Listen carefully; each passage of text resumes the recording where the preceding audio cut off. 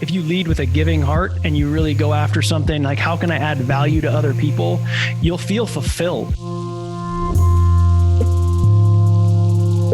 So it sounds like you have done a very good job in transitioning out of the military into your new role in life.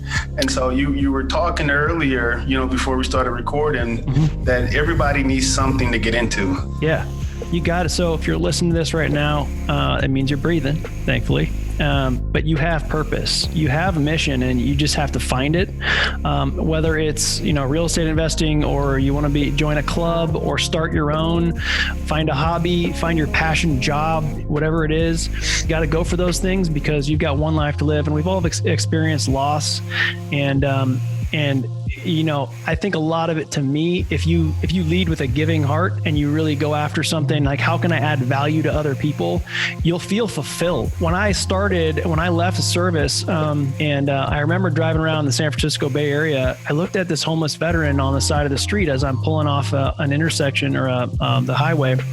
And he was standing there and said, "Homeless veteran," and it just got me thinking, I bet you that guy, and I felt great. I was special operations community, loved what I did, had just this incredible career, got to go to all the cool schools and yada, yada. But what that means too is, like, I looked at this homeless veteran and I was like, I bet you 20 years ago, he might have had the same experience that I did. I bet you 20 years ago, he didn't think that he would be standing right where he is right now. So what if that's me? What if, so then I'm like just really digging into myself and my personal life. And I'm like, does my wife deserves and my kids deserve for me to go and see if there's something wrong, to see if I can be better, right? Can I grow past this? I didn't feel like I had grief when I left the service. I loved what I did. I didn't feel like I had survivor's guilt when I left the service. But turns out, so I went to the VA. And I was in tears the first session I had. I didn't even know what survivor's guilt was.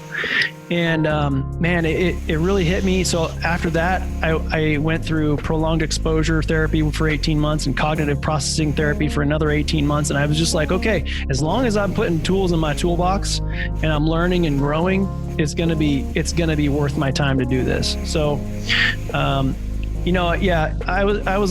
was the burial detail NCOIC for my special operations unit. So we buried a bunch of Night Stalkers while I was in, and that really had an effect on me. That it was a quiet effect. I had no idea how long and how painful it was going to be to reflect on those things throughout my life, even 10 years later.